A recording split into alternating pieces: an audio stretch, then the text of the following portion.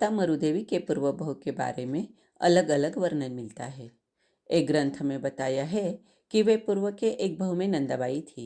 उस बहू में एक तपस्वी मुनि के कुष्ठ रोग के उपचार के लिए जीवानंद वैद्य की सलाह से लक्षपाक तेल रत्न कंबल का उत्कृष्ट भाव से दान देकर मुनि को साता पहुंचाई।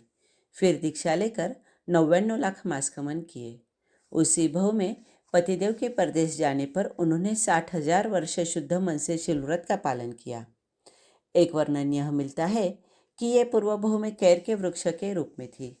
उस समय पास ही एक बोरडी का वृक्ष था। उस वृक्ष के कांटे हवा का झोंका आने पर इस कैर के वृक्ष को चुभते थे। तब उस वेदना को उनके जीव ने समभाव से सहन किया। यह अकाम निर्जरा हुई, जिसके पुण्य फलस्वरूप मरुदेवी माता के रूप में यहाँ जन्म लिया। युगलिक काल समाप्ति पर था। कल्प वृक्षों का प्रभाव कम हो रहा था। युगलिक आपस में झगड़ा कर रहे थे। उस समय किसी शासक अर्थात नेता की आवश्यकता महसूस हुई। तब कुलकरों की नियुक्ति की गई। उसी श्रृंखला में 7वें कुलकर नाभि राजा के साथ साक्षात पुण्य की प्रतिमा रूप मरुदेवी ने जन्म लिया। कालांतर में मरुदेवी माता की कुक्षी से प्रथम तीर्थंकर श्री ऋषभदेव जी ने जन्म लिया।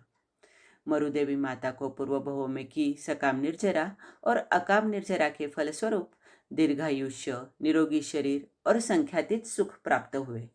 उन्होंने 1 करोड़ पूर्व वर्ष के आयुष काल में किसी भी छोटी बड़ी बीमारी का अनुभव नहीं किया। अपने जीवन काल में 65,536 पीढ़ियों को स्वयं की नजरों से देखा। उन्हें कभी कोई असाता नहीं हुई।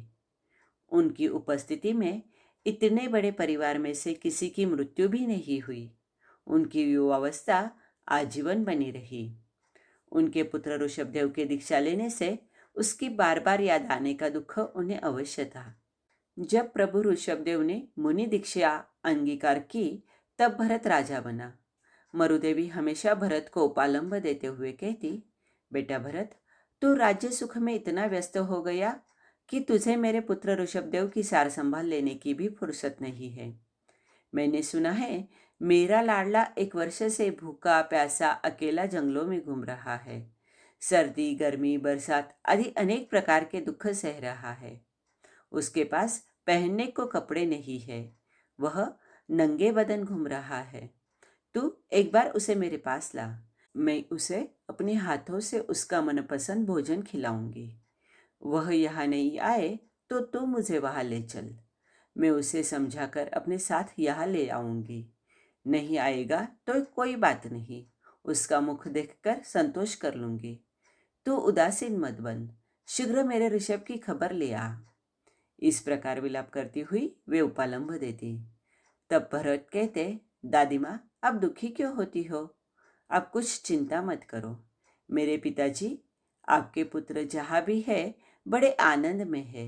वे कहती, भरत, तेरी बात तो ठीक है, पर पुत्र के प्रति माता की ममता कितनी होती है तू क्या जाने। कभी तेरा बेटा घर से चला जाएगा, तब तुझे पता चलेगा कि पुत्र का मोह क्या होता है, कैसे होता है। दादी माँ और पोते के बीच ऐसी बातें होते रहती थी। जब दादी माँ बहुत दुखी होती, तब भरत उन्हें अरिहंतों के अतिशयों का वर्णन करके कहते कि वे ऐसे आनंद और सुख में है, तब उन्हें तुम्हारी याद कैसे आए। ऐसे दादी माँ और पोते की बातों में 1000 वर्ष बीत गए। एक बार प्रभु ऋषभदेव अयोध्या के उपनगर पुरीमताल नगर पधारे। वहां शकटमुख उद्यान में तेले का तप करके वृक्ष के नीचे ध्यानस्थ खड़े हो गए। तब उन्हें लोकालोक प्रकाशक केवल ज्ञान प्रकट हुआ। देवों ने समोशरण की रचना की। प्रभु ने वहां पर विराज कर प्रथम देशना दी। उसी समय उद्यान पालक ने भरत महाराजा को प्रभु के केवल ज्ञान होने के समाचार दिए। आयुधशाला के रक्षक ने चक्र रत्न प्रकट होने के समाचार दिए। दासी ने आकर पुत्र जन्म के समाचार दिए। भरत महाराजा ने सर्वप्रथम प्रभु का केवल महोत्सव मनाने का निश्चय किया। वे दादी माँ मरुदेवी के पास आए और चरण स्पर्श करके कहा, दादी माँ, आज आपके पुत्र यहाँ पधारे हैं। आप मेरे साथ चलिए और उनका ठाट बाट अपनी आंखों से देखिए। पुत्र के समाचार सुनते ही मरुदेवी माता हर्ष विभोर हुई। पुत्र को देखने के लिए अत्यंत उत्सुक हुई। भरत ने उन्हें हाथी पर बिठाया। दोनों समूह शरण की ओर चले। समूह शरण के निकट आते ही देवदुंदुभी और जय जयकार के शब्द सुनकर माता मरुदेवी की आंखों से हर्ष अश्रु उमड़ पड़े। जब माता मरुदेवी ने 3 गढ़ वाले समूह शरण की रचना, अशोक वृक्ष, छत्र, चंवर, भामंडल, स्फटिक सिंहासन आदि महाप्रतिहार्य की विशिष्ट समृद्धि देखी, तब वे चिंतन करने लगी।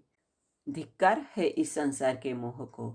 मैं प्रत्यक्ष देख रही हूँ कि इसने घर बार छोड़कर कितनी विशाल समृद्धि प्राप्त कर ली। कितने देवी देवता सेवा में खड़े हैं। इसके चेहरे पर कितनी निर्लिप्तता है। मैं मोहवश हमेशा दुखी रहती थी, पर यहाँ तो वे अनंत सुख के स्वामी बन गए हैं। सही में यह मोह, यह स्नेह सभी क्षणिक है। कौन किसका पुत्र है और कौन किसकी माता है, ये सब स्वार्थ के रिश्ते नाते हैं। वास्तव में संसार में कोई किसी का नहीं है। इस तरह चिंतन करते करते घनघाती कर्मों का क्षय होने से मरुदेवी माता ने वही हाथी के औदे पर बैठे बैठे ही केवल ज्ञान प्राप्त कर लिया, और उसी वक्त 1 करोड़ पूर्व का आयुष्य पूर्ण होने के साथ अघाती कर्मों का क्षय भी हो गया। वे वही हाथी के ओहदे पर बैठे बैठे मोक्ष पहुंच गई। उन्होंने इस अवसर्पिणी काल में सर्वप्रथम मोक्ष के द्वार खोल दिए। देवों ने आकर मरुदेवी माता का बहुत उल्लासपूर्वक निर्वाण महोत्सव किया और उनके मृत शरीर को क्षीर सागर में बहा दिया।